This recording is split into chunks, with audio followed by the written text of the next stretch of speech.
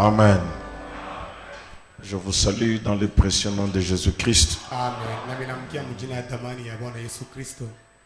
Nous apprécions encore la bonté de Dieu ce soir. Il nous accorde la grâce d'être réunis dans sa maison.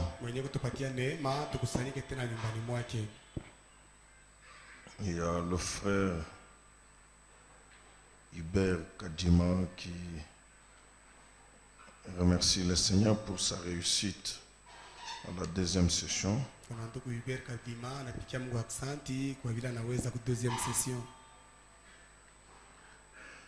Si la sœur Kalanga Thérèse est là, qu'elle voit Mosé Tcheko à la fin du service.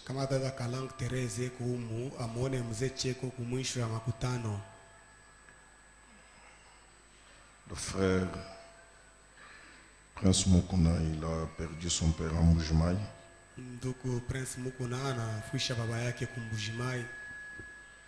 Ils observent d'œil sur la rue 8, juste derrière l'église ici. Vous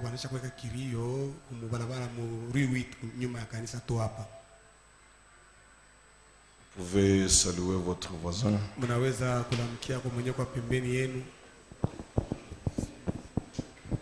Et nous pouvons nous tenir debout.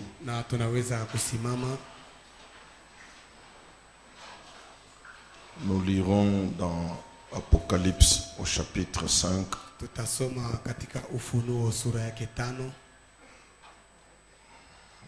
Même juste le premier verset. Puis je vis dans la main droite de celui qui était assis sur le trône un livre écrit en dedans et en dehors scellé de 7 sceaux. Seigneur Jésus, c'est pour toi que nous sommes venus en ces lieux. Nous avons soif et faim de la voix du Père. Parle-nous et rassasie-nous. Occupe-toi, Seigneur, de chacun de nous, alors chacun de nous. N'oublie personne. Répands l'onction du jour et l'inspiration pendant que nous nous soumettons tous à toi au nom du Seigneur Jésus-Christ. Amen. Merci, vous pouvez vous asseoir.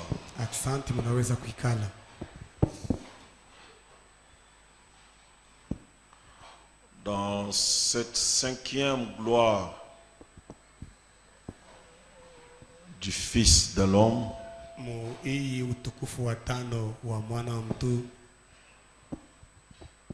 nous abordons ou nous avons abordé de voir c'est quoi sa main droite.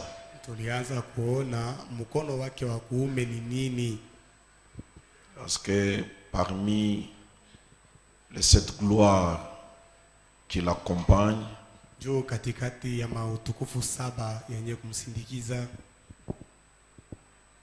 y en a une qui dit que dans sa main droite, il a 7 étoiles.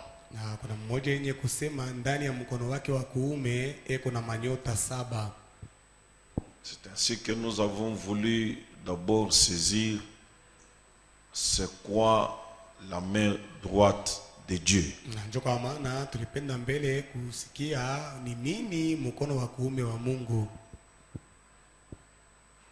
Comme nous l'avons introduit,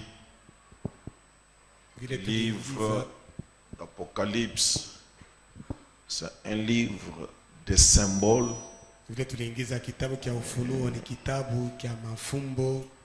Et pour le saisir, il faut lire les prophètes.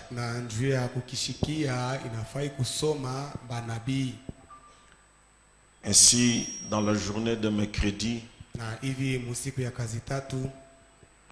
en voulant comprendre c'est que cette main droite de Dieu kutafuta kuelewa ni nini hii mkono ya kuume ya Mungu.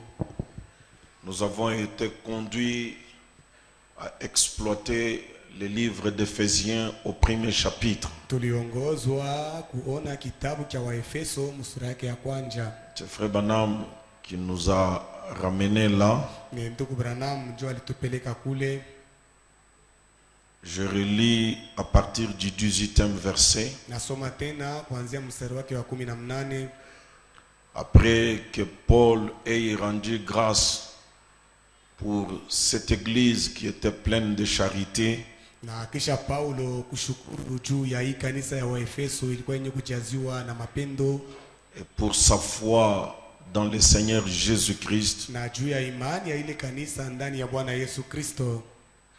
Après leur avoir dit, je ne cesse de prier pour vous, Kisha kubambia kama mimi de vous mentionner dans mes prières, mimi siache kumitaya katika maombi yangu, que Dieu vous donne l'esprit de sagesse Mungu et de révélation dans sa connaissance. anipe roho ya hekima na ya ufunuo katika ujuzi wake. Là au verset 18 il dit Pale mstari wa 18 anasema qu'il illumine, donc Dieu le Père illumine les yeux de votre cœur, Mungu Baba apate kuangazia macho ya mioyo zenu.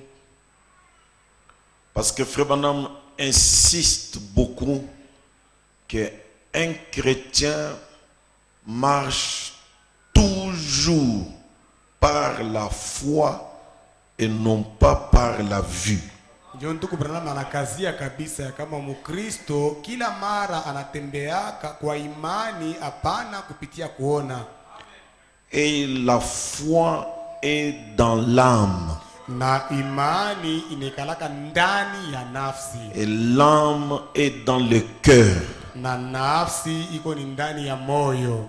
Alors il faut que les yeux du cœur soient illuminés. Inafai macho ya moyo iangaziwe. Les yeux spirituels. Macho ya kiroho. Les yeux de la foi. Macho ya imani. Il prie que Dieu illumine les yeux de votre cœur. Naomba Mungu apate kuangazia macho ya mioyo zenu, pour que vous sachiez ili mupate kujua quelle est l'espérance qui s'attache à son appel. ni tumaini kani yenye kuambatana kumwito wake. Tu ne comprendras pas ça par tes sens naturels. Hauwezi kuelewa ile kupitia mania ya mwili. Ils ne t'ont pas été donnés pour découvrir Dieu. Hawakukupatia ile mania njoo kumvumbula Mungu. C'est une autre sphère. Ile ni ulimwengu mwingine. Découvrir l'espérance Kuvumbula tumaini qui s'attache à l'appel de Dieu. yenye kuambatana kumwito wa Mungu. Il y a de grandes bénédictions. Kuna mabaraka makubwa. Rappelez-vous quand il a appelé Abraham. Nakumbukieni wakati alimwitaka Il lui a dit sors. alimwambia toka. Je ferai de ton nom grand. Tafanya jina yako iwe Tu mkubwa. deviendras une source de bénédiction. Utakuwa Je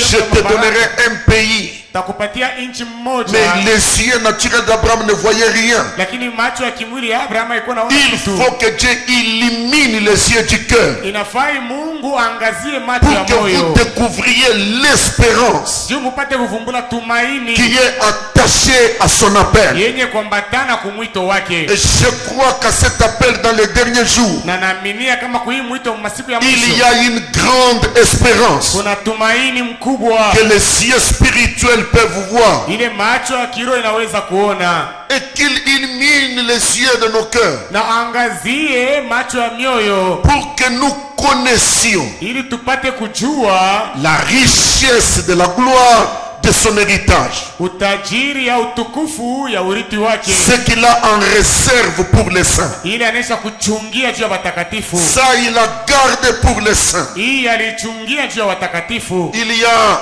une richesse de la gloire attachée à son héritage. Kuna utajiri wa utukufu yenye kuambatana kwa urithi wake. Maintenant, la chose qui nous préoccupe plus plus, Sasa kitu kenye kutukokota zaidi c'est celle qui commence au verset 19. ile inaanza mstari wa 19. Quelle est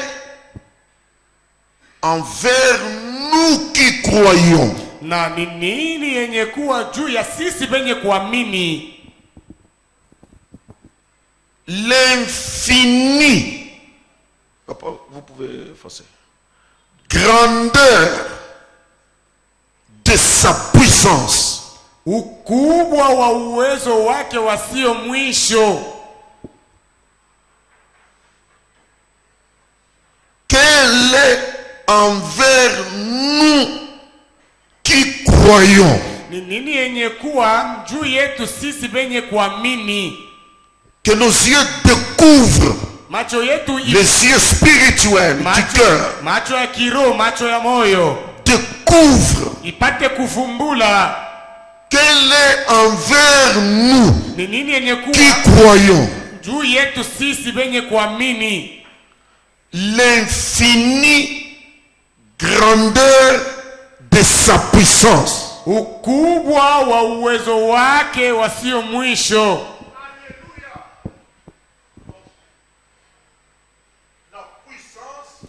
Uwezo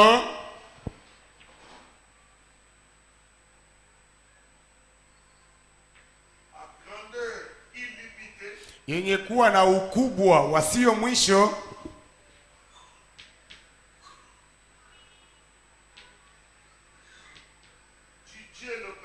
ya Mungu Baba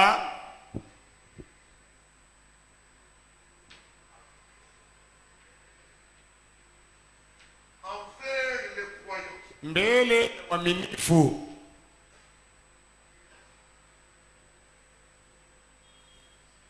Ce que Dieu déploie comme puissance en faveur des croyants, c'est une puissance à grandeur illimitée. Ile Mungu anaonekanisha mbele ya waaminifu kama uwezo ni uwezo moya ya ukubwa wasio mwisho. Pendant que tout est limité, tout ce que l'homme réalise est limité. Wakati ile biote mtu anafanya, Tout ce que Satan fait est limité. biote vile shetani anafanya Est limité plutôt. iko na Le mwisho. pouvoir du diable est limité. Mamlaka ya shetani iko na mipaka. Même la mort a une limite. Hata lufu liko na mipaka yake. La maladie a une limite. Magonjwa ina mipaka. Chaque démon a une limite. Kila demoni iko na mipaka. Mais la puissance que Dieu déploie, Lakini uwezo ile Mungu qu'il manifeste par la vertu de sa force en faveur de ses croyants, ile kunaonekanisha kupitia uwezo wa nguvu yake mufaida ya waaminifu. c'est une puissance Ni uwezo moja à grandeur illimitée, yenye kuwa na ukubwa wa de sio moins mwisho. l'infini à plus infini. Kutoka kwa sio mwisho kwenda kwa sio mwisho. C'est une grande, c'est une puissance illimitée. Ni uwezo moja wa sio mwisho, wa sio mipaka. Et il faut que Dieu ouvre les yeux de notre cœur pour que nous voyions cela. Inafai Mungu afungule macho ya mioyo zetu ili tupate kuiona. Les menaces de n'importe qui Kushambulia kwa izuru nani ont une limite. kuko paka na mwisho. Amen. Amen. Vous savez, un homme peut te menacer aujourd'hui Na unajua mtu anaweza kukemea leo et demain tu apprends qu'il est mort. na kesho unashikia sema ana kufa. Il n'a jamais eu même la possibilité de réaliser quelque chose qu'il voulait faire. Ashikupata hata bahati ya kutimiza bila aliwazia kufanya. Amen. Mais la puissance de Dieu, Lakini uwezo wa Mungu, amen, ce qui me plaît, en faveur des croyants, na ile kone nipendeza ni mufaida ya waaminifu. il libère une puissance qui a une grandeur illimitée. Mungu ako naachilia uwezo moja yenye kuwa na ukubwa wasio mwisho.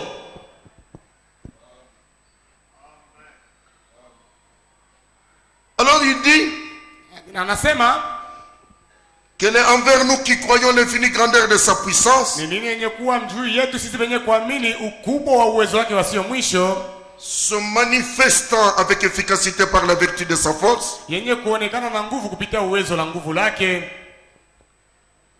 il l'a déployé en Christ. Ile uwezo aliiwekaka ndani ya Kristo.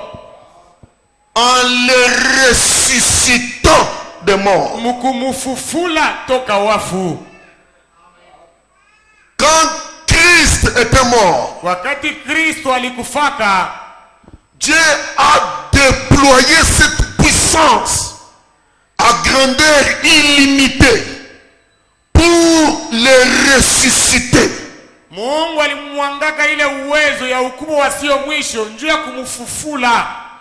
Et en le faisant asseoir à sa droite dans les lieux célestes. Na akamwikalisha katika kuume kwake katika makao ya mbingu. En le faisant asseoir à sa droite dans les lieux célestes. C'est là que la droite revient. Na akamwikalisha mkuume kwake katika makao ya mbingu, ni pale kuume kunarudi tena. Alors si vous comprenez bien ce verset, Na kama mnaelewa mzuri andiko hii, la résurrection de Jésus, ufufuko wa Yesu, son ascension pour aller prendre place à la droite de Dieu, na kupanda kwake mbinguni njoo kwenda kuchukua fazi kukuume kwa Mungu, sont déclenchés par le déploiement de la puissance du Dieu le Père à grandeur illimitée. kumeanzishwa kupitia kule kumwangika kwa uwezo yasiyo mwisho ya Mungu, ile Mungu alimwanga ndani mwake.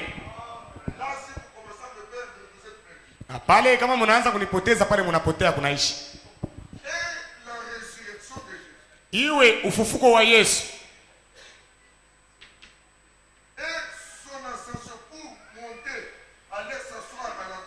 iwe kupanda kala kukuume kwa Mungu,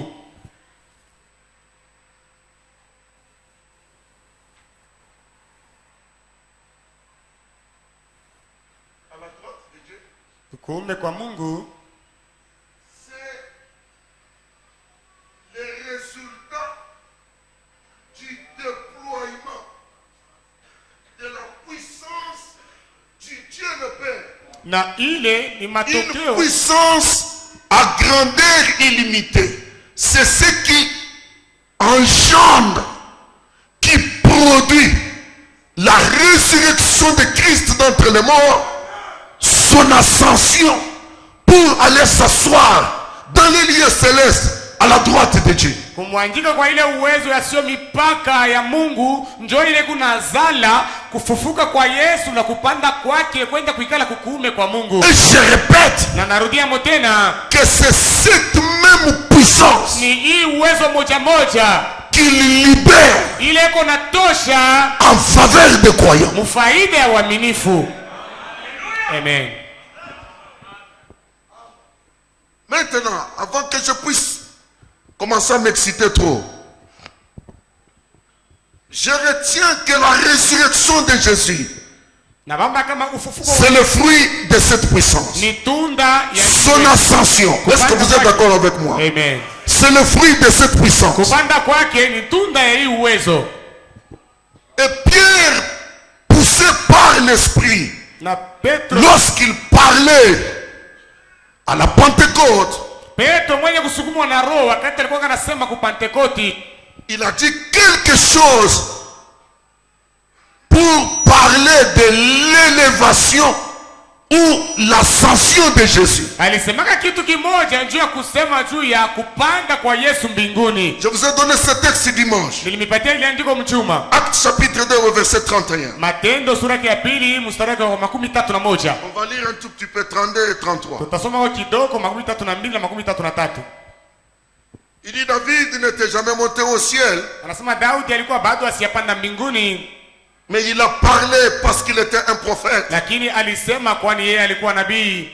Au verset 31, il dit Anasema 31, c'est la résurrection du Christ qu'il a prévu et annoncé. ni ufufuko wa Kristo ule alitangulia kutayarisha na kutangaza. David a prévu et annoncé Daudi alitangulia kutayarisha na kuitangaza en disant mkusema qu'il ne serait pas abandonné dans le séjour de mort Kristo asiwezi kuachiliwa katika adezi, et que sa chair ne verrait pas la corruption. na mwili wake hautapata uharibifu.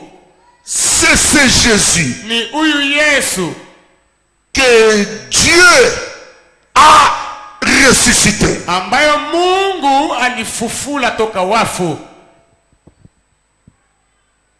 Qui a ressuscité Jésus? Ni nani ule alimfufula Yesu? Dieu. Ni Mungu. Et qui est Dieu? Na Mungu ni nani? Dieu est esprit. Mungu ni roho. Donc la puissance, merci Seigneur, Kusema uwezo à grandeur illimitée, yenye kuwa na ukubwa wasio mwisho, ce n'est autre chose que Dieu le Père, haina kitu kingine isipokuwa esprit. roho. Amen. Ni Mungu Baba yeye mwenyewe, ile roho mkubwa yasiyokufaka, Celui-là qui avait lâché Jésus à la croix. ule mwenyewe alimwachaka Yesu msalabani. Mon Père, pourquoi tu m'as abandonné? Baba yangu, kwa nini umeniacha? Cet esprit-là, Ile roho Dieu le Père, Mungu Baba c'est celui qui revient. ndio ule eko narudia, C'est celui-là qui se déploie na ni ule eko najiweka pour les ressusciter. juu ya kumfufula. Merci Seigneur. Amen. Et non seulement qu'il l'a fait pour Jésus, Na aina paka tu kusema aliifanya juu ya Yesu tu, il le fait pour nous qui croyons. eko naifanya kwa sisi wenye kuamini. Amen. Écoutez, Sikie, c'est Jésus ni huyu Yesu, que Dieu a ressuscité. huyu Mungu alifufula. Nous en sommes tous témoins. Sisi bote tuko mashuhuda. Il dit, personne ne peut nier qu'il est ressuscité. Sasa hakuna mtu anaweza kupisha kama shikufufuliwa. Parce qu'il a vécu encore avec nous 40 jours ici. Njoo aliishi tena pamoja nasi masiku 40 hapa. Maintenant au verset 33, Sasa 33 il dit, anasema, est-ce qu'on peut lire ça? tunaweza kuisoma, Élevé par la droite de Dieu. mwenye kunyanyuliwa kupitia kuume kwa Mungu. Oh, l'élévation de Jésus, Japo kunyakuliwa kwa Yesu, son ascension, kupanda kwake mbinguni, d'après Éphésiens, kufuatana na Waefeso, c'est le résultat ni matokeo du déploiement ya kule kumwangika de la puissance kwa uwezo à grandeur illimitée de Dieu. kwa na ukubwa wasio mwisho ya Mungu. En d'autres termes, Kuna mlengine kusema ce qui a mis Jésus dans l'ascension, ile ilimpandisha Yesu mbinguni ce n'est que Dieu lui-même. ni mpaka Mungu yeye mwenyewe, C'est lui, ni yeye la droite de Dieu. kuume kwa Mungu. Amen. Amen. Amen. Donc, la définition de la droite de Dieu, Nikusema parce qu'il a été élevé par la droite de Dieu. maana ya kuume kwa Mungu juu Yesu alinyanyuliwa kupitia kuume kwa Mungu. Nikusema kuona mkono wa kuume wa Mungu njoi uwezo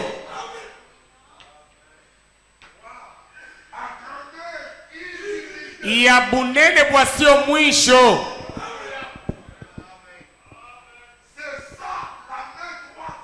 Njoo mkono wa kuume wa Mungu ni uwezo Illimité. wasio mipaka, C'est la puissance ni uwezo de l'esprit immortel. ya roho ya kutokufa. C'est Dieu lui-même. Ni Mungu ye mwenyewe. Amen.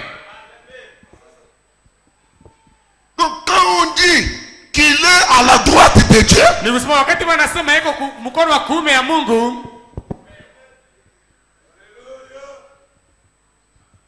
commencez à bien serrer la ceinture maintenant. mwanze kufunga mshipi sasa. Frère Branham dit, Ndugu Branham anasema dans le message de l'âge de l'église de Sardes, du 9-12-60, paragraphe 93. Frère Branham dit, Ndugu Branham anasema maintenant, sasa il est monté au ciel. alipanda mbinguni Et Étienne a dit, Na Stefano alisema, je vois les cieux ouverts. naona mbingu kufunguka. Et Jésus assis à la droite de Dieu. Na Yesu mwenyewe kuikala kumkono wa kuume ya Mungu. Maintenant, Sasa cela ne veut pas dire que Dieu a une très grande main droite. ile maana yake haina kusema Mungu ako na mkono mwa munene kabisa wa kuume. Et que lui, Jésus, est assis dessus. Na yule ile mkono Yesu anaisha kuikala hapo sasa. Main droite veut dire Lakini mkono wa kuume maana yake ni kusema la main droite de la puissance et de l'autorité. mkono wa kuume wa uwezo na wa mamlaka. Dans les Gazam, Sauterelles, Gelec et Asile, du 23 août 59 au paragraphe 146, Frère Branham répète la même pensée. Ndugu Branham anarudia mwile wazo moja moja. Il dit la main droite de Dieu, Anasema mkono wa kuume wa Mungu, là où la Bible dit, pale Biblia anasema, j'ai levé les yeux et j'ai vu Jésus debout à la main droite de Dieu. nilinyanyua macho na nikamwona Yesu mwenyewe kusimama mkono wa kuume ya Mungu. C'est Philippe, Ni Filipo, ou plutôt Étienne, hapana, napenda kusema ni Stefano, lorsqu'il était lapidé, wakati walikuwa wanampika mawe, il ne voulait pas dire que Dieu avait une main droite Stefano asikutafuta kusema ya kama Mungu alikuwa na mkono wa kuume et que Jésus se tenait là sur la main, sa main droite. na Yesu alikuwa mwenye pai kwenye kwa yule ile mkono wake wa kuume. Cela veut dire Ile maana yake ni kusema qu'il est dans la main droite de sa puissance, eko ndani ya mkono wake wa kuume wa uwezo wake, l'autorité, mamlaka. tout pouvoir Mamlaka yote m'a été donné au ciel et sur la terre, ililipewa mbinguni kama duniani. a dit Jésus. Vile Yesu alisema, Il avait l'autorité. yeye alikuwa na ile mamlaka. Que signifie la main droite de Dieu? Mkono wa kuume wa Mungu maana yake ni C'est kusema la nini? puissance, Ni uwezo, c'est l'autorité de Dieu. ni mamlaka ya Mungu. Et quand Dieu perd son autorité, Na wakati Mungu anapoteza mamlaka il yake, cesse d'être Dieu. pale anaacha kuwa Mungu. C'est cette puissance Ni ile uwezo illimitée yasiyo qui est l'esprit immortel, qui est Dieu le Père. C'est une puissance. C'est ça la droite de Dieu. yenye kuwa C'est la Mungu. puissance de Dieu. C'est l'autorité de Dieu. Njo uwezo la Mungu. C'est ce qui a ressuscité Jésus. Njo ile ilimfufuna Yesu. C'est ce qui a élevé Jésus. Njo ile ilimpandisha juu Et Yesu. il l'a fait asseoir juste là-dedans. Na ikamwikalisha Yesu mule ndani yenyewe ya ile uwezo na mamlaka. Amen. Comme il a témoigné, tout pouvoir m'a été donné. Paka vile alishuhudia kama mamlaka yote anapewa kwangu. Comme je vous ai dit la fois passée, Frère dit, en ce moment-là, s'il y avait un Dieu quelque part, Na hapa vile mimi nimeambia kama alikuwa anasema mwile wakati kama kulikuwa Mungu mwingine fuasi c'était nyingine. un Dieu impuissant. Ni kusema ilikuwa ni Mungu wa show uwezo. Le Dieu puissant, Mungu wa uwezo. c'était le Jésus qu'on voyait là. Ilikuwa ni ule Yesu tulikuwa naona pale. Amen. Je crois que jusqu'ici, nous nous entendons bien. Tanzania kufika hapa tunasikilizana mzuri. Je ne fais que répéter tout ce que j'ai dit. Mimi narudia hapo tu ni vile nilisema. Donc, la main droite de Dieu, Ni kusema mkono wa kuume wa Mungu c'est l'autorité, ni mamlaka, c'est tout pouvoir au ciel, sur la terre. ni mamlaka yote mbingu kama duniani. C'est la puissance à grandeur illimitée de Dieu le Père. Ni uwezo wa ukubwa wasio mwisho wa Mungu Baba.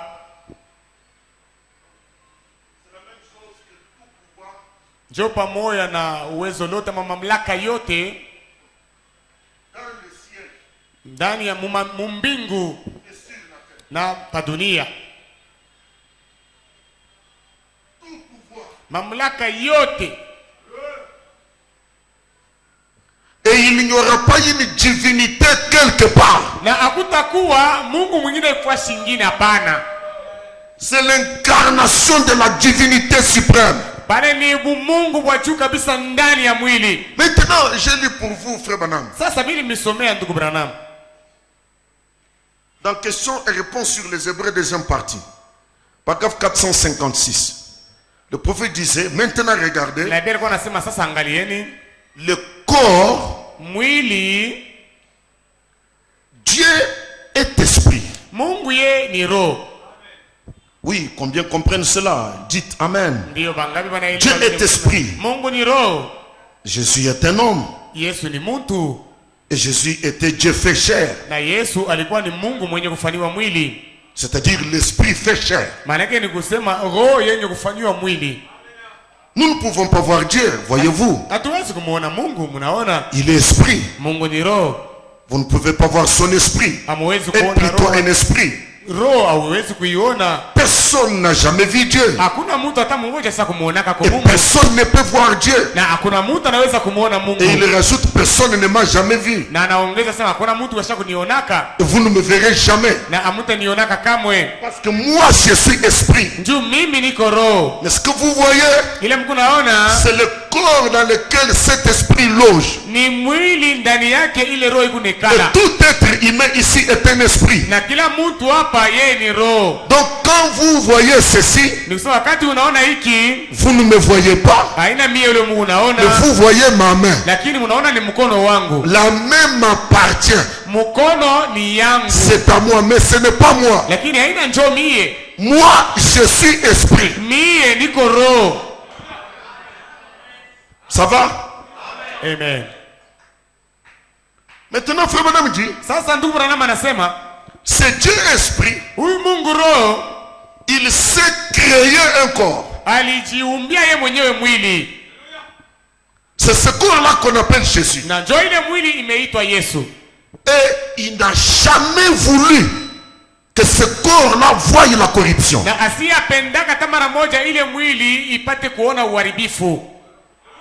C'est pour cela qu'il a ressuscité. Na njoo kwa maana alifufula ile mwili ile. Il ne pouvait pas laisser son âme dans le séjour de mort. Na asikuwezi kuacha nafsi yake katika adezi. Peut-être plus tard, Saa zingine wakati mkumbele je vous montrerai. tanionyesha Dieu était attaché à ce corps-là qu'il avait créé lui-même. Mungu alikuwa mwenyewe kuambatana kwa ile mwili ile aliumba yeye mwenyewe. C'est pour cela qu'il en fait Ndio kwa maana anafanya ile mwili son temple éternel, imekuwa hekalu yake ya milele. pas temporaire. Hapana hekalu ya muda.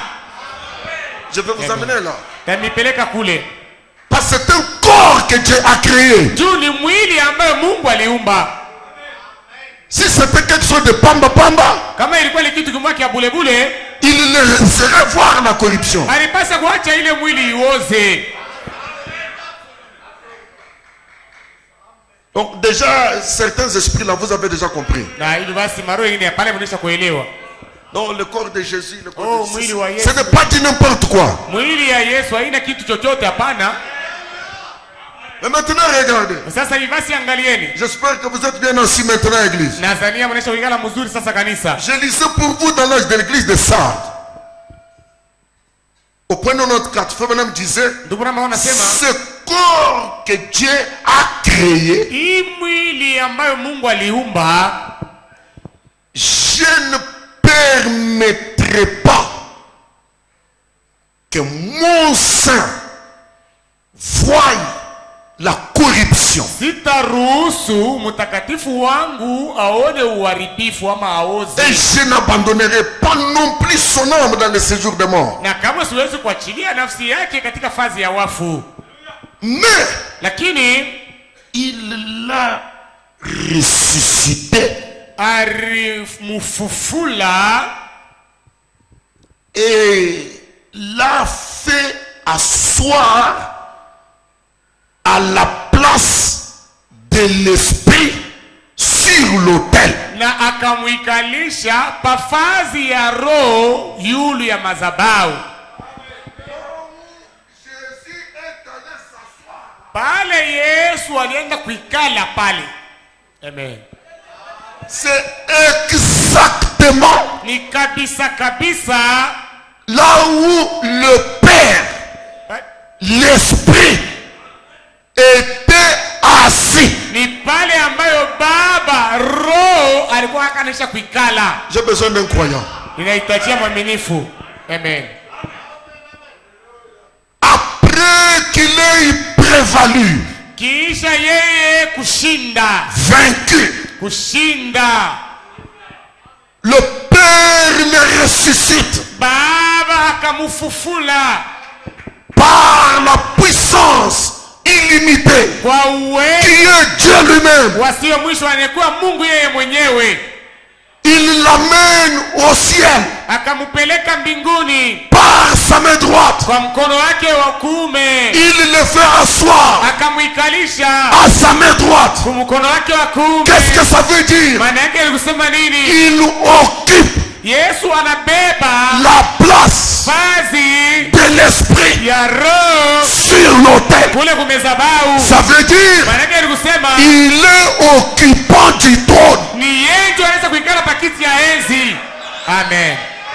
C'est lui Ni yeye qui est sur le trône. eko yulu ya kiti ya enzi. Amen. Amen. C'est la raison pour laquelle Kwa sababu ambayo quand Jean a vu la porte ouverte, wakati Yohana alioneka mlango kuwa wazi, il n'a pas dit ce que Étienne a dit. yeye ashikusemake vile Stefano alisemaka. Il n'a pas vu quelqu'un sur le trône avec quelqu'un à sa droite. Asikuone mtu pakiti ya enzi na mwingine kukuume kwake, Et la droite, na mkono wa kuume, et la personne de la main droite, na mwenyewe ule mtu wa mkono wa et le kuume trône na kiti ya enzi était devenu une seule chose. ilikuwa kitu moja tu. Est-ce que quelqu'un peut dire Amen? Amen. Est-ce que quelqu'un peut dire Amen? Amen. Est-ce que quelqu'un peut dire Amen? Amen.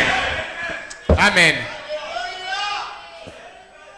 Il l'a ressuscité. Alimufufua Et il l'a fait asseoir à la place de l'esprit sur l'autel. Je vous supplie, mes frères, de ne pas me perdre ce soir. C'est quelque chose que je vais vous dire qui va vous bouleverser, mais c'est la parole de Dieu. Msinipoteze magharibi, na kitu taniambia, lakini neno la Mungu. Écoutez, Msikie, Branham, c'est la même citation. Il dit observez. na Branham anasema angarishisheni. Lorsque on les vit assis sur l'autel, Wakati balimuona kuikala yule ya mizabau, tenant un livre dans sa main, mwenye kubamba kitabu kimoja mu mkono ce yake, frère Branham ni ndugu Branham, qui nous ramène sans que nous on fasse un effort à Apocalypse chapitre 5. yeye ndio anatupeleka bila sisi kufanya nguvu kufunuo sura yake 5. Quand on vit l'esprit, le Père, sur l'autel, tenant un livre dans sa main droite, Wakati baliona roho baba mwenye kuikala hapa mezabau, mwenye kubamba kitabu mkono wake wa kuume,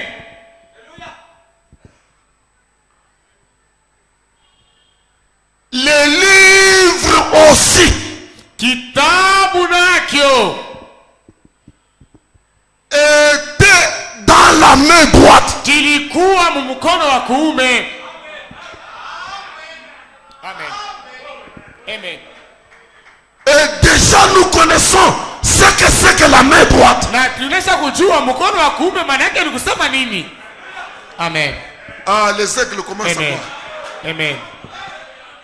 Lorsque on les vit assis sur l'autel, tenant un livre dans sa main, Wakati balimuona mwenye kuikala kumezabau, mwenye kuwa na kitabu mkono wake, personne sur la terre, hakuna mtu hata mmoja duniani ni sous la terre, au chini ya dunia ni ailleurs, au fazi ingine n'était capable, alikuwa na ile uwezo ni digne, au ya kustahili même de regarder le livre. hata kuangalia kwenye kitabu.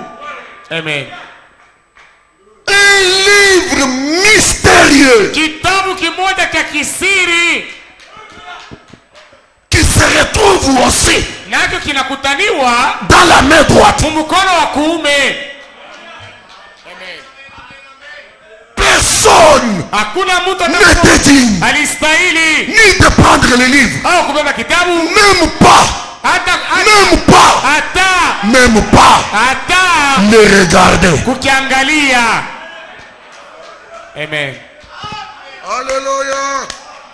Il dit mais Anasema lakini un agneau mwana kondoo mmoja qui avait été comme immolé. ule alikuwa utona saa anaweza kuchinjwa Dès la fondation du monde, mbele ya misingi ya dunia.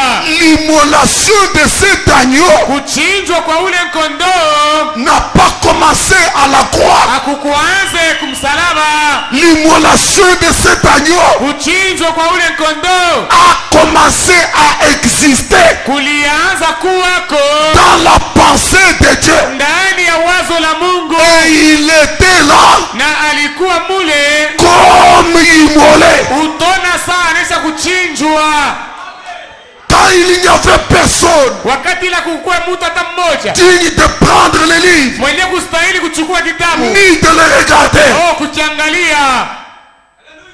Amen. Un agneau Mwana kondoo mmoja qui avait été comme immolé de la fondation du monde, très loin là au commencement. ule alikuwa saa anaweza kuchinjwa mbele ya misingi ya dunia, mbali kabisa kule kumwanzo. Julien, très loin là au commencement, quand il avait d'abord commencé, ce corps racheté. Mbali kabisa kule kumwanzo, wakati alianza kana ile mwili yenye kukombolewa. C'est là que Dieu concevait Amen. ce corps-là. Njo kule Mungu alianzia hapo kutunga ile mwili ile. Amen. Amen. Ils sont tellement habitués à 1 + 1 = 2.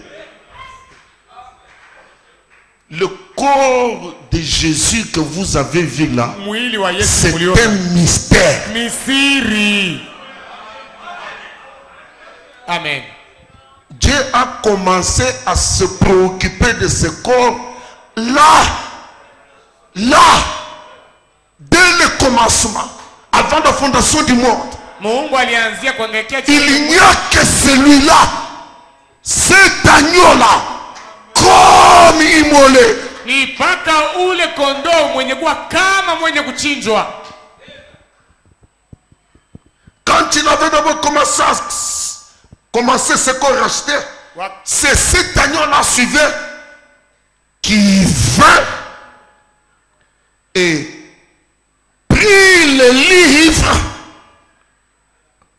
de la main droite de celui qui est assis sur le trône et s'y assit lui-même. Ni ule kondoo ndio alikuwa akachukua kitabu mumukono ya kuume ya yule mwenye kuikala pakiti ya enzi, na ye mwenye sasa ule kondoo anaikala pale.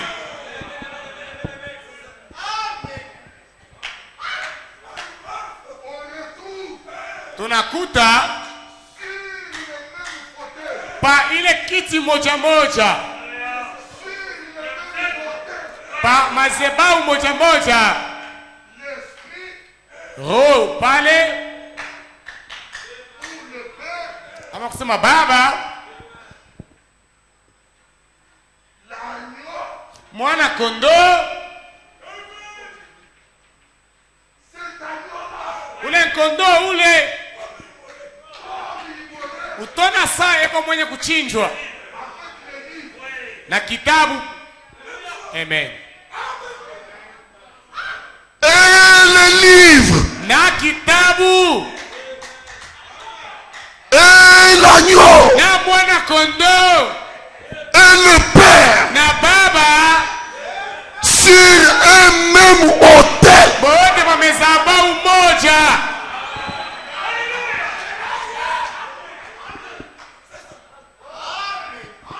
Où? Wapi?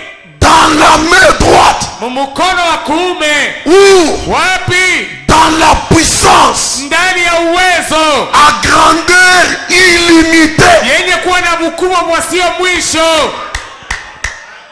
Amen. Et Na cette puissance ile uwezo est une promesse ni malako pour les croyants. juu ya uaminifu. Amen.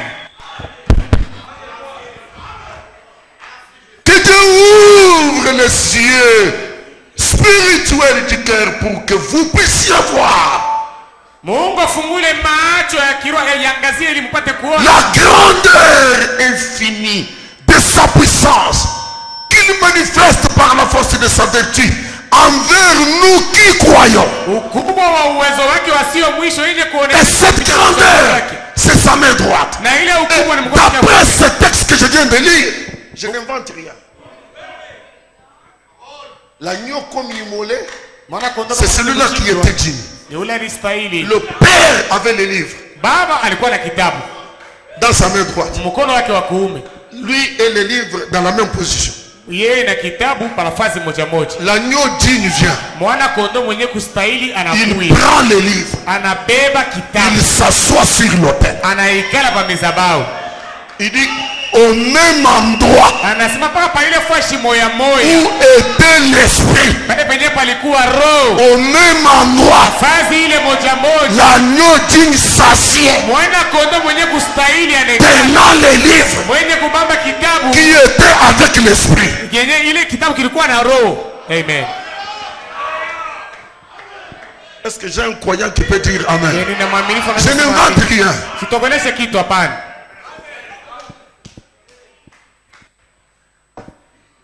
Que je termine de lire. Nimalize kusoma Alors, sasa. il vint, Sasa akakuja le prit de akabeba la main kitabu droite de celui qui est assis sur le trône et s'y assit lui-même.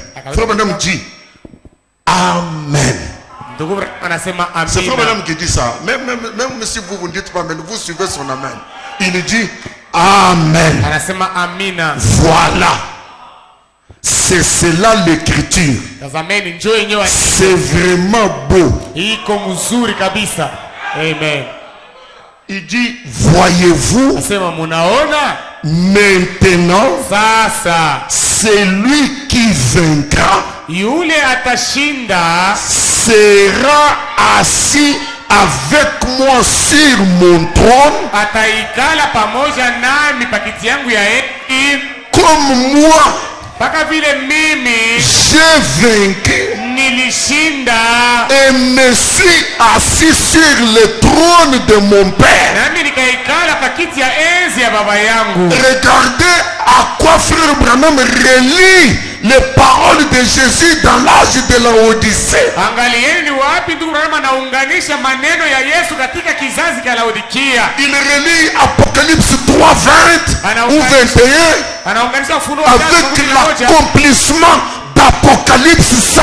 na kutimizika kwa Ufunuo sura yake 5. Quand le cri disait qui est digne, Wakati ile nabii alikuwa anasema ni nani nous anastahili, savons nous tous sisi wote tunajua que Jean pleura ya kama Yohana aliliaka parce que juu, d'après Frère Branham, kufuatana na ndugu Branham, si personne kama hakuna mtu hata mmoja n'était trouvé digne, alikutaniwa mwenye kustahili, toute la création, maumbile vyote, toutes les personnes batu bote allaient retourner aux atomes et aux molécules. balipasha kurudia kumachembe ndogo, Tout serait perdu. vyote vilipasha kupotea. Alléluia.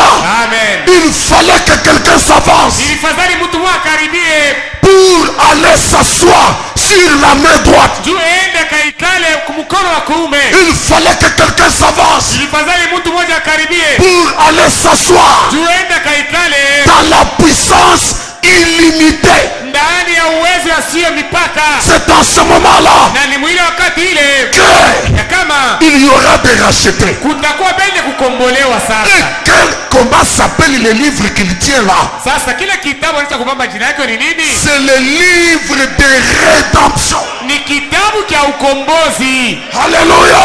Amen. Un livre de rachat. Kitabu cha ukombozi. C'est-à-dire Nataka kusema ramener la chose kurudisha kitu à la place qu'elle devrait être, bafuashi pale kilipasha kuwa, qu'elle a perdu. kile fazi alipoteza, Pour qu'elle retrouve cette place-là, juu kipate kupata ile fazi ile, il faut le déploiement inafaa ionekanisho de la puissance ya uwezo à grandeur illimitée. yenye kuwa na ukubwa wasio mwisho. Sans cela, Bila ile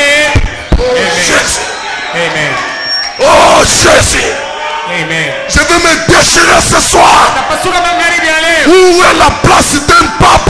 Sasa fuashi ya papa iko. Où est la place d'un cardinal? Sasa fuashi ya kardinali. Où est la place d'un représentant légal? Sasa fuashi ya representant legal iko wapi? Il faut l'agneau Inafai mwana kondoo. comme immolé. Kuwa kama mwenye kuchinjwa. Il faut l'agneau Inafai mwana kondoo. comme immolé. Kuwa kama mwenye kuchinjwa. S'il n'est pas là, Kama ule mwana kondoo haiko, la race humaine kizazi ya binadamu est perdue. kimepotea. Amen. Aujourd'hui, Leo je vais voir si vous croyez le message. nitaona kama mnaamini ujumbe. Frère Branham dit, Ndugu Branham anasema, voilà, tazameni, c'est l'écriture. ni andiko, C'est beau. iko Et mzuri, il dit, Amen. na anasema amina. Amen.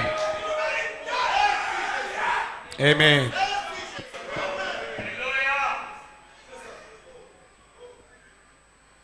Waouh, j'ai envie d'exploser. Il dit, celui qui vaincra sera assis avec moi sur mon trône comme moi. J'ai vaincu et me suis assis sur le trône de mon Père. En d'autres termes, Munamna ingine ya kusema, j'ai porté mimi nilibeba le Saint-Esprit Roho Mtakatifu dans mon corps. ndani ya mwili yangu. Amen.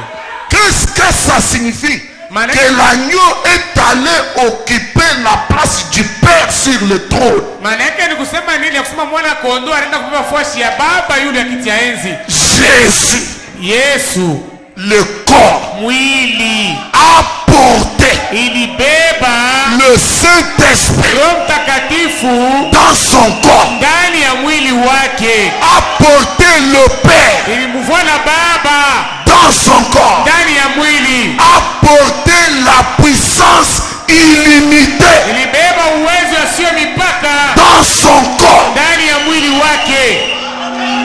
Et pas seulement ça, Na hapana mpaka tu ile, et il a récupéré les livres. na yeye alibeba kitabu. Amen. Amen. Il tient les livres de la rédemption. Anaweza kubeba kitabu cha ukombozi. Amen.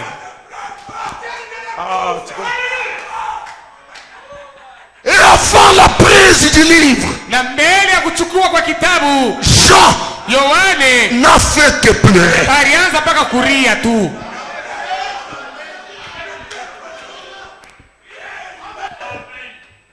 Avant l'accomplissement de ce mystère, Mbele ya kutimizika kwa siri hii, Jean, Yohane croyant, mwaminifu ne faisait que pleurer. alianza kulia tu. Maintenant, ma question, Sasa ulizo wangu, comment est cet agneau comme immolé? huyu mwana kondoo eko sa mwenye kuchinjwa eko je? Alléluia!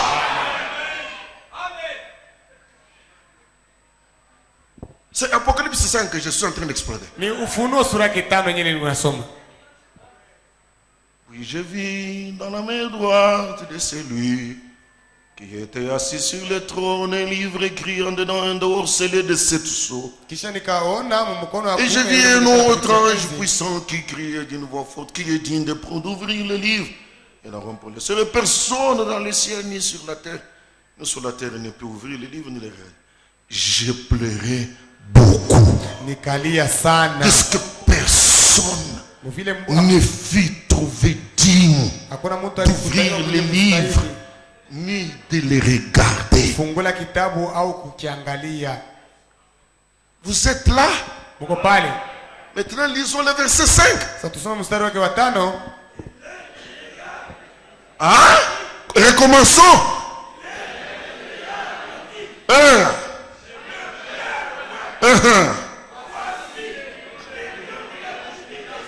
Oui. 1.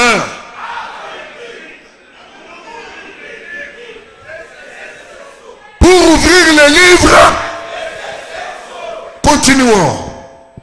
Et je vis au milieu du trône et de 4 êtres vivants.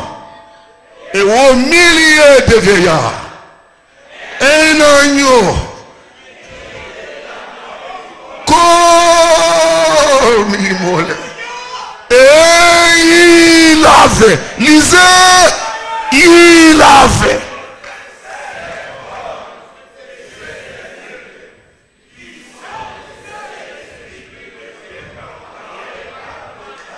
C'est cet agneau-là qui vint et prit le livre de la main droite de celui qui était assis sur le trône. Ni ule kondoo ndio anakuja na anabeba kitabu mkono ya kuume ule mwenye kuikala pakiti ya enzi. Princesse, l'agneau. L'agneau a 7 corps. Huyu mwana kondoo eko na masengo 7 na macho 7.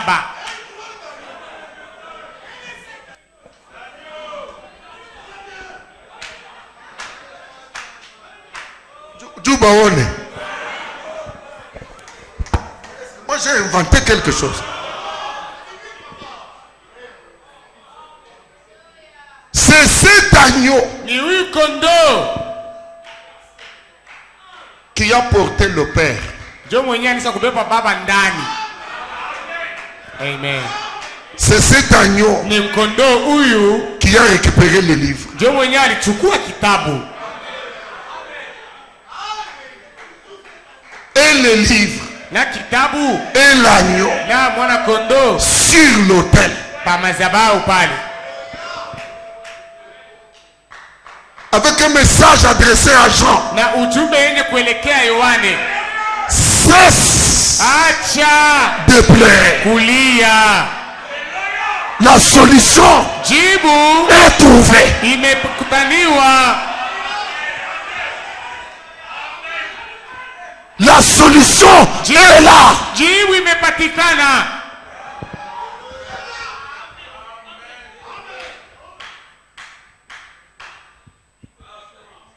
Je vais dire la chose.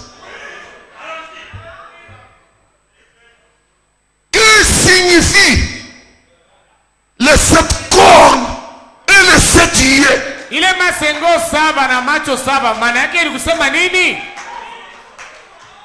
C'est pas l'agneau avant la croix. Nisijue kama kondoo mbele ya msalaba. Peut-être il n'avait pas de cornes. Je ne sais pas. Je ne sais pas. Sijue saa zingine kama Je ne sijue sais na pas comment masengo. il était. Nisijue vile alikuwa.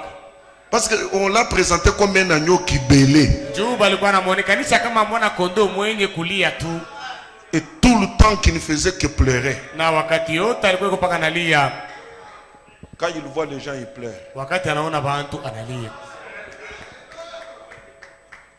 Mais maintenant, cet agneau qui apparaît, c'est après la résurrection. Sasa huyu mwana kondoo mwenye kuonekana kisha ufufuko. Lui, Yeye depuis que les hommes sont hommes, tangia bantu ils wanekana n'ont bantu. jamais vu un agneau avec 7 cornes et 7 yeux. Abaya onaka kondoo wa masengo 7 na Mais macho c'est 7. cet agneau-là Lakini yule mwana kondoo ule qui est la solution. ndio yeye jo jibu. Et c'est lui maintenant Na ni yeye sasa qui occupe la place. ndio anaweza kuikala pafuashi. S'il ne se déploie pas, Kama yeye asijionekanishe,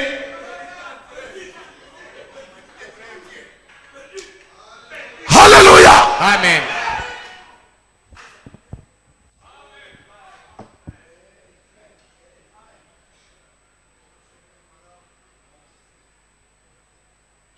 Ça c'est le message des aigles. Hii ni ujumbe wa Mathayo. C'est quoi les 7 cornes? Ile Ile masengo seti. 7 ni nini na ile macho 7? Je suis dans la brèche. Entre les 7 âges de l'église et les 7 sceaux, par exemple 237. Branham dit, Branham anasema. mon cher, permets-moi de lire Branham. Amen. Amen. Les 7 yeux, Ile macho 7 ça représente la vue. iko naonekanisha kuona. La vue Kuona ça représente les prophètes, kuko naonekanisha manabii les voyants. benye kuona. Et cet agneau Na huyu mwana kondoo avait 7 cornes, alikuwa na masengo 7, et sur chaque corne, na yulu ya kila lisengo il avait un œil. kulikuwa licho moya, C'est yeux. macho 7. Qu'est-ce que c'est? Ni nini ile? Christ et son épouse. Ni Kristo pamoja na bibi harusi wake, Cet âge de l'église. vizazi 7 vya kanisa. Amen.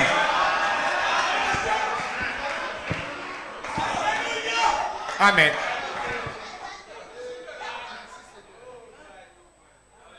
Muku nashikia, muna lala. Amen. Ce qui devient digne, c'est l'agneau.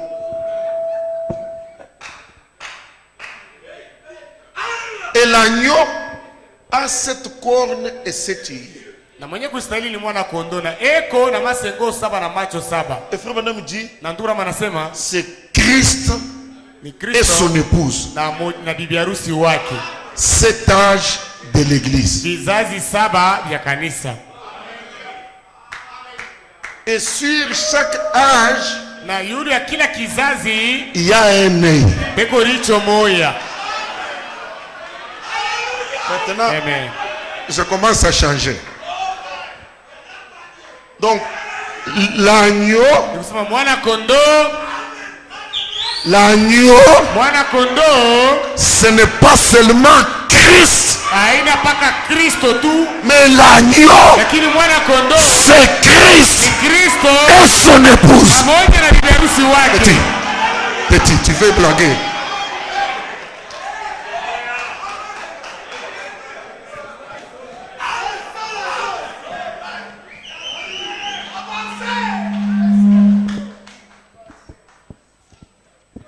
Donc, sur le même trône, Ni kusema pakiti ya enzi kile kimoja kimoja, sur la même main droite, pa mkono moja moja ya kuume il y a un Christ peko na Kristo et son épouse. na bibi harusi wake. Frère Branham dit, Ndugu Branham anasema une corne est un royaume. lisengo moja ni ufalme, C'est le corps des croyants. ni mwili ya uaminifu. Amen. Maintenant, Sasa je me pose la question, najiuliza, où trouverai-je ni wapi nitapata la puissance uwezo à grandeur wenye ukubwa illimitée? wasio mwisho? Amen. Amen. Amen. Je suis en train de fuir parce que les administrateurs laissent ces trous-là qui me dérangent. Vous avez enlevé les bâches qui étaient là. Vous voulez me compliquer. Vous ne me compliquerez pas. Ah, tu commences à comprendre bien les choses. Eh mes frères, Na banduku yangu, Apocalypse 5 lui-même s'accomplit où? Ufunuo sura yake 5 hiyo yenye imetimizika wapi? Amen. Parce que l'agneau a été trouvé digne de prendre les livres et d'en briser les sceaux. Juu mwana kondoo alikutaniwa mwenye kustahili kuchukua kitabu na kufunja mihuri yake. Mais où est-ce que les sceaux ont été brisés? Sasa mihuri yenyewe ilivunjwa wapi? Là où les sceaux seront brisés, Kwenye kule mihuri itavunjwa, là se trouvera ndio kwenye kutakutaniwa la puissance uwezo à grandeur wenye ukubwa illimitée. wasio Et mwisho, vous découvrirez na mtavumbula la main droite de Dieu mkono ya kuume ya Mungu capable yenye maeneo de restituer l'homme, ya kumrudisha mutu, de rendre à l'homme kumrudishia mutu tout ce qu'il avait perdu. ile vyote alipoteshaka. C'est le livre de la rédemption. Ni kitabu cha ukombozi. Amen. Et je n'ai pas un autre endroit Na sina nafasi ingine qu'en Apocalypse 10. mpaka Ufunuo 10 tu, C'est là que je vois ni mule naona là puissant, malaika wa uwezo, Christ, Kristo qui descend mwenye kushuka avec un livre ouvert, na kitabu kenye avec kufunguka les sceaux brisés, na mihuri yenye kuvunjwa, destination, na kwenyeko naenda 7e ange. wa malaika wa saba. Qui est 7e ange? Malaika wa saba ni nani? William Marion Branham. William Marion Branham. Alléluia. Amen. Où se trouve le livre? Kitabu kiko wapi? William Marion Branham. William Marion Branham. Où se trouve la puissance illimitée? Uwezo wasio mipaka iko William wapi? Marion Branham. William Marion Et Branham. en ce moment-là, Wakati ile les croyants waaminifu peuvent être rachetés. wanaweza kukombolewa. Laissez-moi prêcher. Uniache nihubiri. Ce soir, Hii magharibi, retourne dans ta possession. rudia katika mali yako. Ce soir, Magharibi, retourne dans ta possession. rudia kumali yako. Quel que soit l'héritage Hata kama ni urithi que kadi tu avais perdu, ile ulipoteza, la puissance illimitée uwezo wasio mwisho a voyagé ilisafiri du Père inatoka kwa baba à l'agneau, inaenda kwa mwana kondoo, de l'agneau toka kwa mwana kondoo à l'agneau comme immolé, kwa mwana kondoo tuna saa mwenye kuchinjwa, et l'agneau comme immolé na ule mwana kondoo saa mwenye a kuchinjwa 7 corps. yeko na masengo saba. Et aujourd'hui, Na leo le Dieu Tout-Puissant, Mungu Mwenyezi, l'Esprit immortel, roho ile ya kutokufa ilijiingiza, amen, ndani ya mwili. Amen, amen, amen.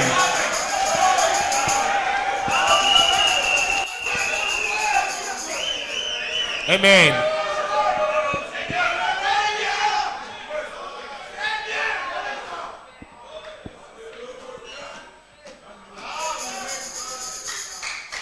c'est avec raison que frère Branham dit. Nina Je sheria répète tu vas cette wanasema. écriture que je vous ai donné mercredi. C'est Narudia avec mwenye raison andiko. qu'il dit dans Exposé.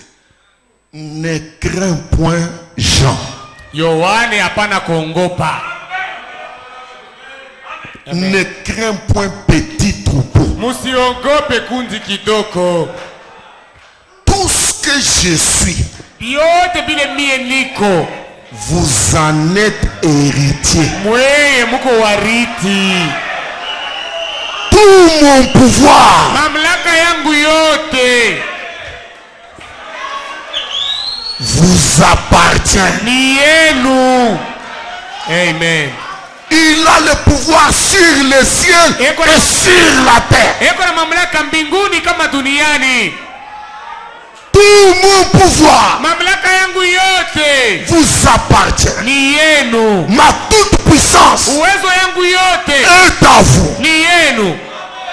Alors que je suis au milieu de vous. Wakati hii niko katikati yenu, Je ne suis pas venu apporter la crainte et l'échec. mimi sikukuwa kuleta boka na kushindwa. Amen. Je ne suis pas venu Mimi sikukuye apporter kuleta la crainte boka et l'échec. na kushindwa. Cette dispensation-là Ile wakati ile est passée inaweza kupita. Amen. parce que je libère Juu mimi naachilia la puissance Amen. avec une grandeur illimitée. uwezo wenye kuwa na hukumu wasio mwisho. Donc ce soir, Msema magharibi ya leo pas d'échec, hakuna kushindwa. Amen. pas de peur. Hakuna boka. Amen. Au nom du retour de la puissance illimitée, Mujina ya kurudi kwa uwezo wasio mwisho. pas de peur, Hakuna boka, pas de crainte, hakuna kuogopa, pas d'échec. hakuna kushindwa. Je répète ce soir, Inarudia tena magharibi on ya va leo. encore signer. Tutatia tena saini. Partout où il y avait échec, Fashi yote kulikuwa kushindwa ça doit être transformé. itageuka. Parce que cette puissance Juu uwezo a ressuscité Jésus. ili mufufula Yesu. Amen. Amen. Je ne suis pas venu apporter la crainte et l'échec, Sikukuwa kuleta boka ama kushindwa, mais l'amour, lakini nimekuwa kuleta mapendo, le courage nimekuwa kuleta hodari et la capacité. na maeneo. Ça veut dire, Maneno ni kusema vous devenez munakuwa tout puissant. wenye uwezo yote, Tout pouvoir m'a été donné. mamlaka yote ilipewa kwangu, Et c'est à vous qu'il appartient de l'utiliser. na sasa ni mweye njo munapasa kutumikisha ile uwezo. Amen. C'est la raison pour laquelle Frère Branham dit, Ndio sababu yenyewe ambayo ndugu Branham anasema quand Jean a vu wakati ile Yohane aliona l'ouverture du livre, ufungulivu wa kitabu, Jean qui pleurait, Yohane ule alikuwa kunalia ule, quand il a vu wakati ile aliona l'ouverture du livre, ufungulivu wa kitabu, Frère Branham lui-même commence à s'exclamer, il dit, ndugu Branham yeye mwenyewe anaanza kushangaa na kusema gloire à Dieu. utukufu kwa Mungu. Je me sens bien pour parler en langue. Mimi nasikia mzuri kabisa ndio kusema mulugha. Sikieni mambo iko natuma sukuma Branham kusema mulugha. Amen. Je me sens bien pour parler en langue. Nasikia mzuri ndio kusema mulugha. Oui, il me semble que mon langage est insuffisant Na inaonekana utona saa kusema kwangu pour que je kueneze. puisse le louer. Juu nipate kumusifu. J'ai besoin d'une langue que je ne connais même pas. Ninahitajia lugha yenyewe ile mishijua hata kujua. Écoutez, Msikie. quel jubilé Ni yubile kani. Amen. en voyant cet agneau venir Mkuona huyu mwana kondoo kuja et prendre le livre de la rédemption. na kubeba kitabu cha ukombozi. Les âmes ont poussé des cris. Manafsi lilalamika. Branham dit, Branham anasema quel jubilé hii ni yubile kani. il y a eu dans le ciel Ile ilikuwa mlo mbingu quand cet agneau wakati huyu mwana kondoo a quitté cette pièce où se faisait l'intercession alitoka mwii chumba mle mlikuwa nafanyika maombezi pour venir ici prendre ses droits. juu ya kuja hapa kuchukua mahaki yake. Vous savez, Mnajua ça s'est aussi emparé des gens. ile ilibamba bantu pia. Non, Ile ilimushika pia Yohane. Amen. quand Jean a vu Wakati Yohane aliona, amen, amen, l'agneau sortir de là où il est, mwana kondoo kutoka kule kwenye alikuwa na anakuja kubeba kitabu, même Jean hata Yohane mwenyewe naye alichukuliwa, naye alitingiza ndani. Amen. c'est aussi, ça s'est aussi emparé des gens. Ile pia ilimubamba na Yohane, na yeye Il a dû voir son nom écrit là. alionaka jina yake imeandikwa pale. Quand ces sceaux ont été brisés, Wakati mihuri hii ilivunjwa, il a vraiment dû jubiler. na kweli alifurahiwa kabisa, Et toutes les créatures qui sont dans le ciel, na viumbe vyote sur la terre, pa dunia sous la na terre, chini ya dans dunia, la mer, mubahari, m'entendirent.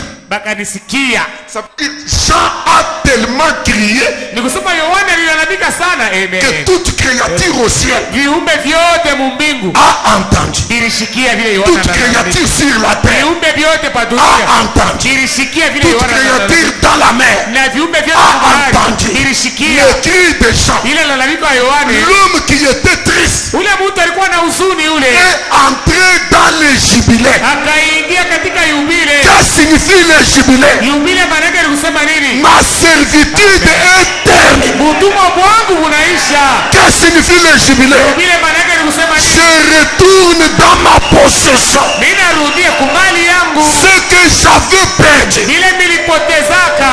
Même par conscience. Hata kwa dhamiri yenyewe najua sasa mimi. Même si j'avais vendu. Hata kama mimi ushishabio. Maintenant. Lakini sasa. Que le livre est brisé. Wakati kitabu kimevunjwa. Que le livre est ouvert. Wakati kitabu kiko wazi. Pour Jean. Juu ya Yohane. C'est de cri. Ni lalamiko. C'est des alléluia. Alléluia. C'est de hosanna.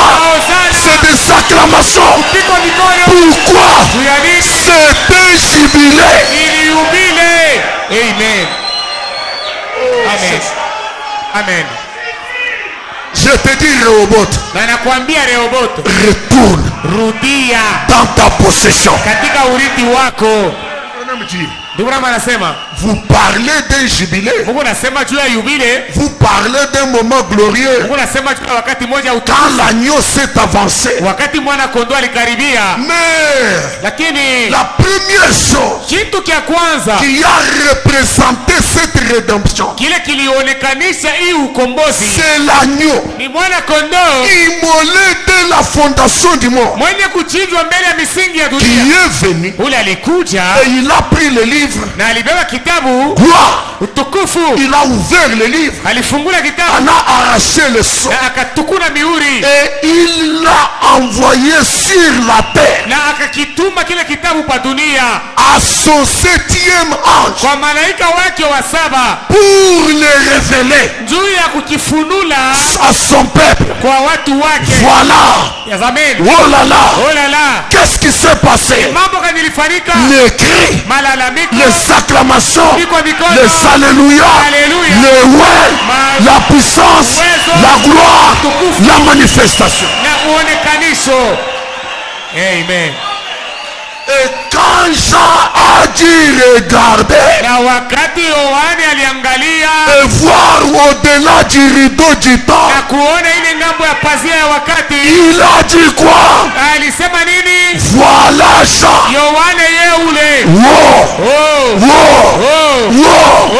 Voilà Jean.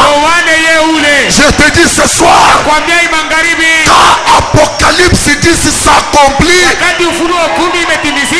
la tristesse est terminée. Les larmes sont terminées. Où se trouve la puissance illimitée? Ambranam. Dans le 7e âge. Pas pour garder. Pour révéler. À Jean. Qui est Jean? Chaque homme. Chaque femme. Chaque garçon.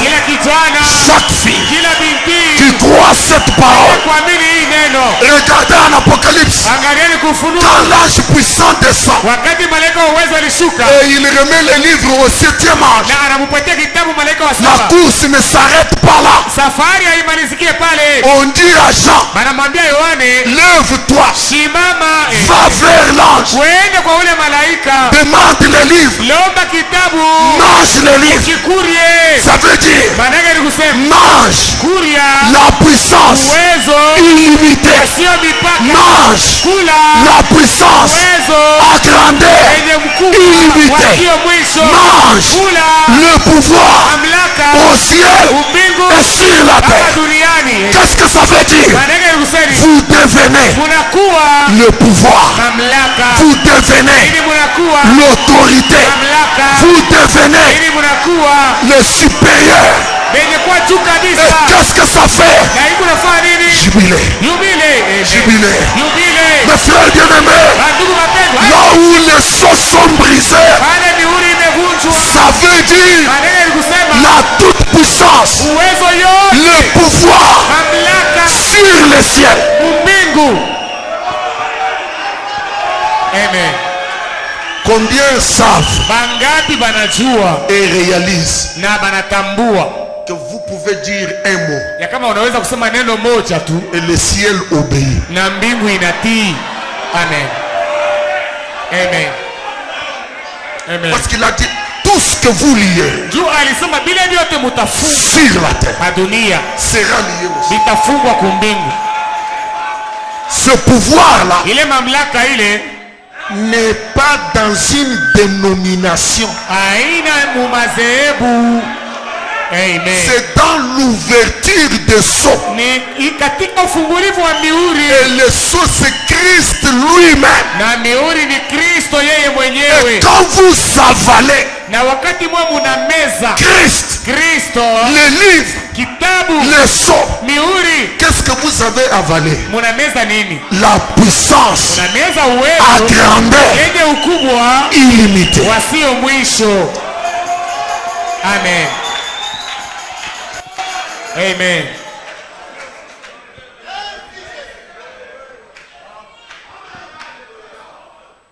Je n'invente rien. Sitokeleshe kitu hapana. C'est le lever du soleil.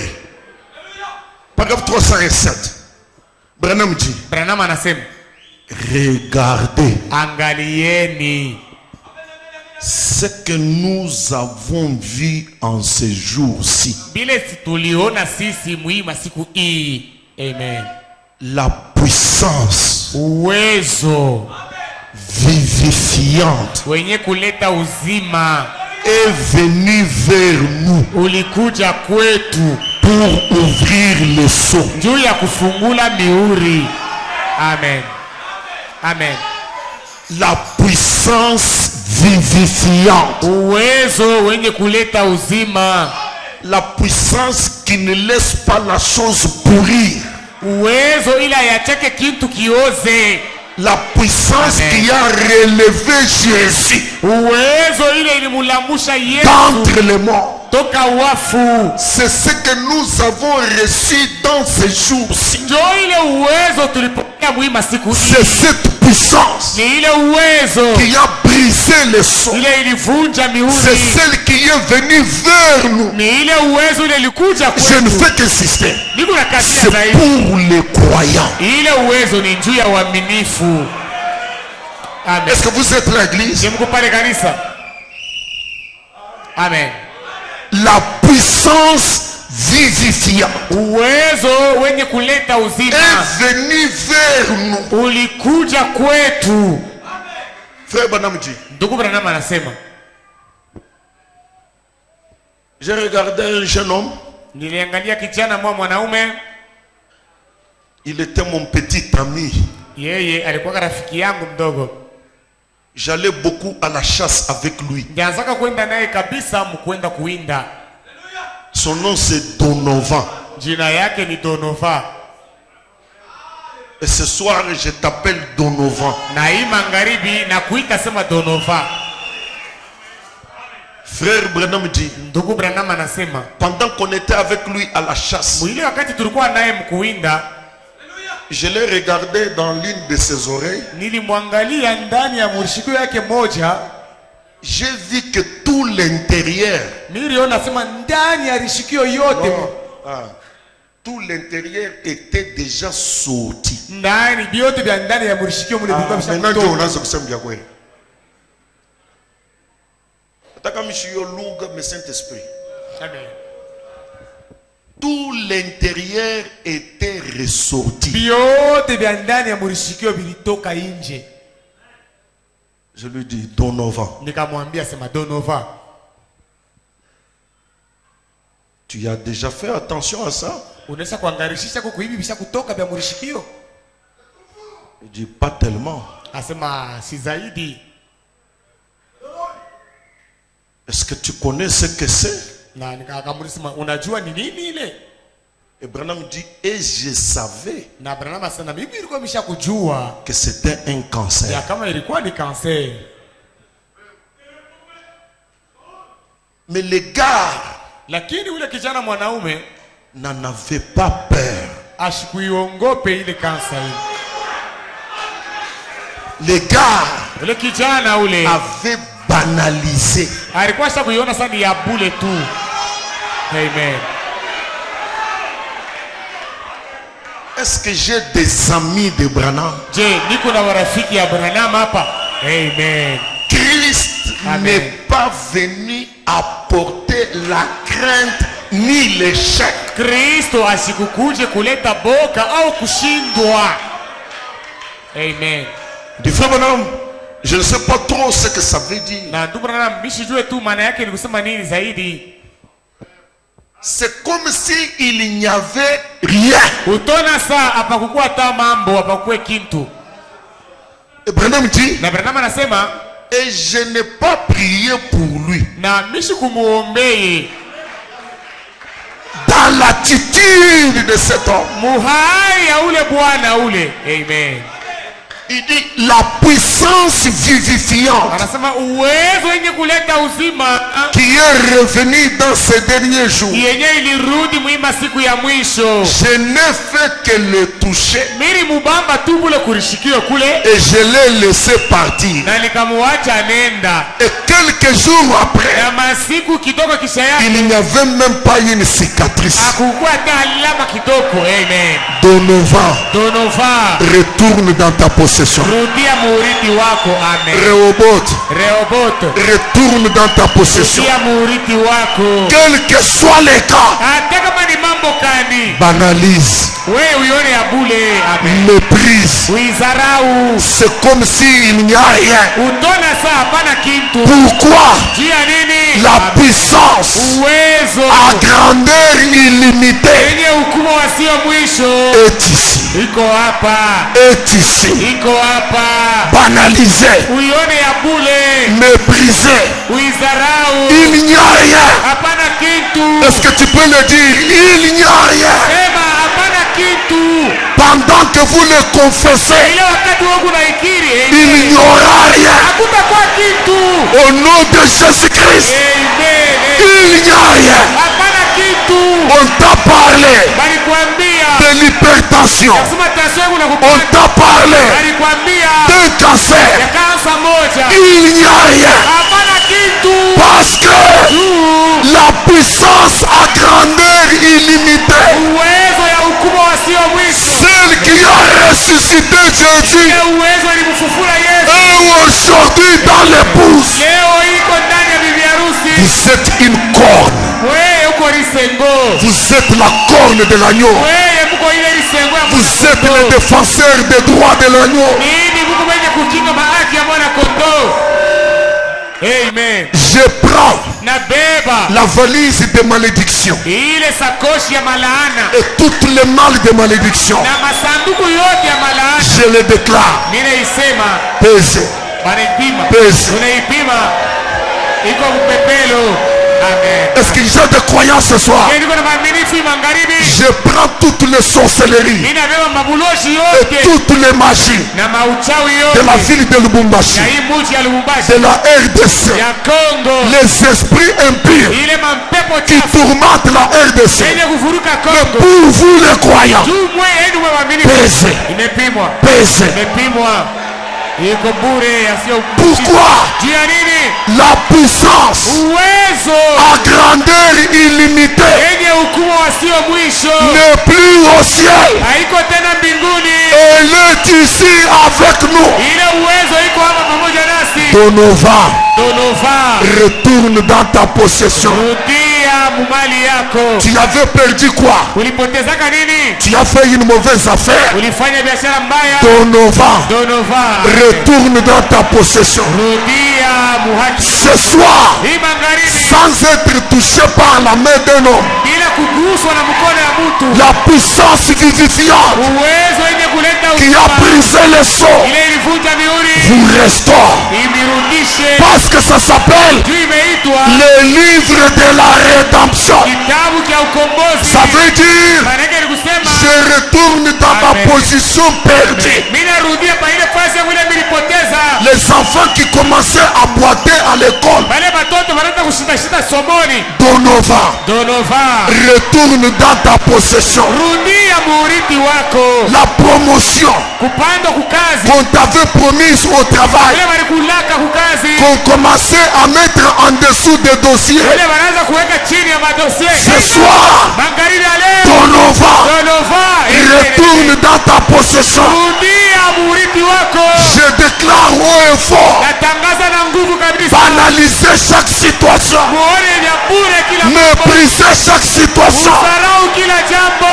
Nous sommes puissants, Sisi tuko na uwezo. nous sommes omnipotents. Tuko na uwezo yote. Tout est possible. possible. yote inawezekana. Même si Hata kama ta richesse utajiri wako était allée cacher dans une forteresse, ulienda kufungwa mboma moja, Donovan, Donovan, retourne dans ta possession. rudia muurithi wako. Que le Dieu de William Branham, Mungu wa William Branham, le puissant vainqueur, huyu mshindaji wa uwezo, le Dieu du retour, Mungu mwenye le kurudisha, Dieu de la rédemption, Mungu mwenye kurudisha te vitu, restaure, vous akurudishie, restaure, nous restaure. Que le Rehoboth soit restauré.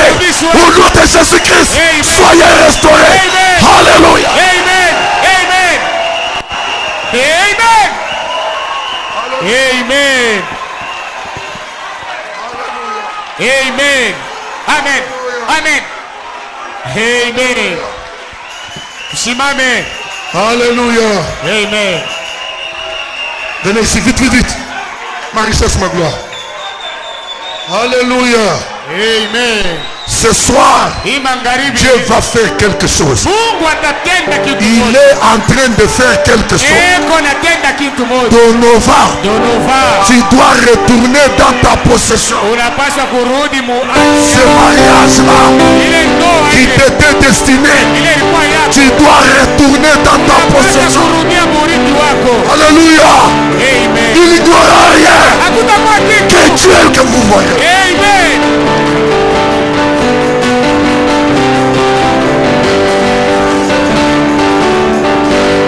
Ma richesse et ma gloire, Et ma félicité. Oh Jésus, c'est de toi que tu m'as racheté, rempli de confiance en ton divin sauveur. Je vis dans l'espérance et je marche sans peur.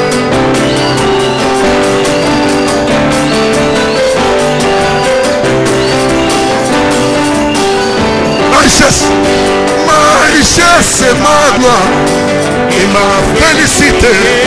Oh Jésus, c'est de toi que tu m'as racheté, rempli de confiance en toi, divin sauveur. Je vis dans l'espérance et je marche sans peur.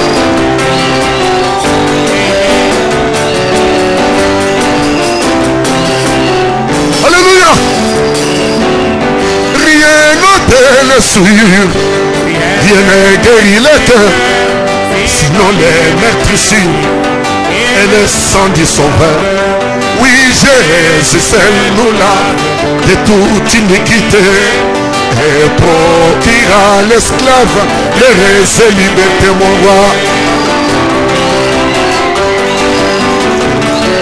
Même ta maternité, retourne là-dedans. Rien ne le souillure, rien ne guérit le cœur, sinon les meurtrissures et le sang du sauveur. Oui, Jésus, c'est nous là de toute iniquité et procure à l'esclave l'heureuse liberté, mon roi.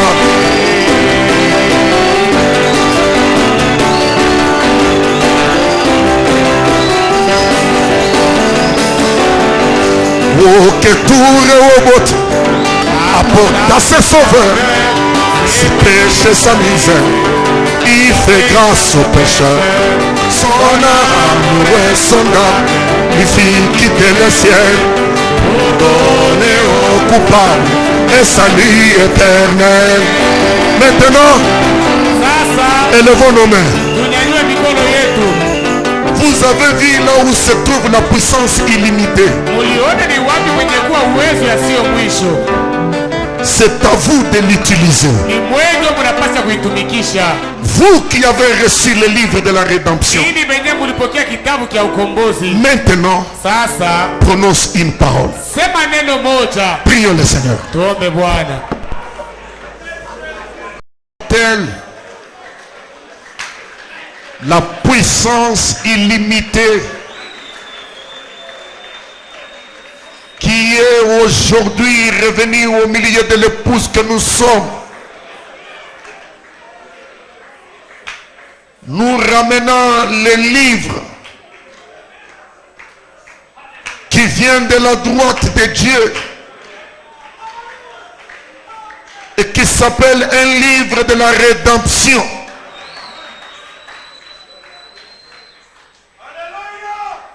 Tu as dit que cette puissance se déploie pour nous qui croyons.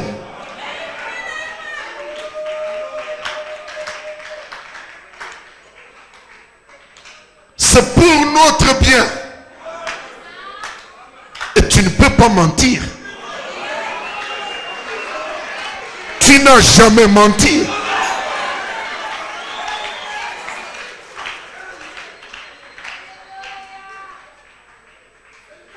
Où est-ce que tu t'es incarné dans la chair aujourd'hui?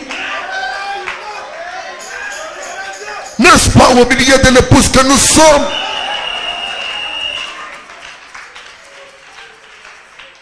Ainsi ce soir, par l'autorité de la grandeur illimitée de la puissance de Dieu,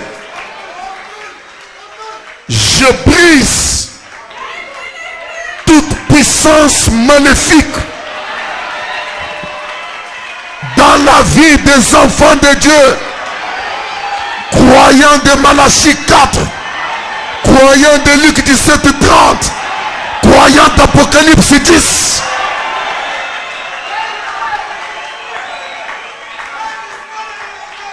Que ce soit le cancer, que ce soit l'hypertension, que ce soit le chômage, que ce soit la stérilité, de quelque forme que ce soit, tous les échecs, au nom de Jésus-Christ, par la puissance illimitée, que cela soit brisé.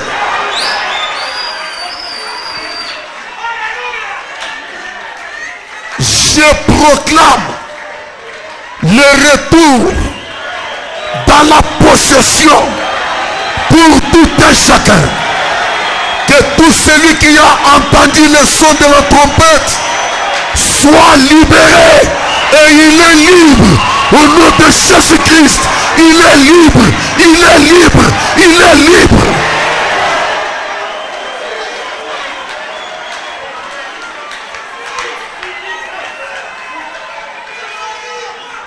Ce soir, Seigneur, permets encore une fois qu'il y ait l'accomplissement de la vision que William Branham avait eue du brisement des barreaux de l'enfer. Même si c'était épais, même si c'était gros, la puissance illimitée de Dieu, qu'elle brise cela au nom de Jésus-Christ. Restaure les familles, restaure le couple, restaure le travail, restaure toutes choses, restaure, Seigneur.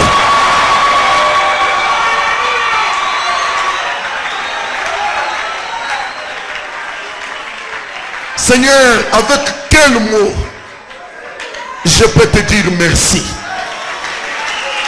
Avec quelle phrase? Avec quelle langue? Ce que tu as fait pour nous est inexprimable. À toi la gloire, à toi l'honneur, à toi la grandeur, à toi la majesté. Toi qui as été digne, toi qui as brisé le sceau, à toi la puissance au siècle des siècles, au nom de Jésus-Christ. Amen.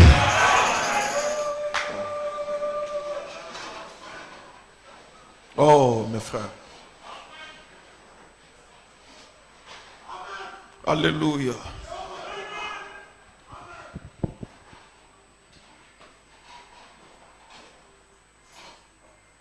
La puissance illimitée a voyagé du Père uwezo yasiyo mwisho ilisafiri toka kwa Baba au Fils, kaenda kwa Mwana, et du Fils na toka kwa Mwana à l'épouse. ikaenda kwa bibi harusi. Et l'épouse aujourd'hui, Na bibi harusi leo ce sont ceux qui écoutent William Marion Branham. ni bale weko na musikia William Marion Branham. Acclamons pour le Seigneur Jésus.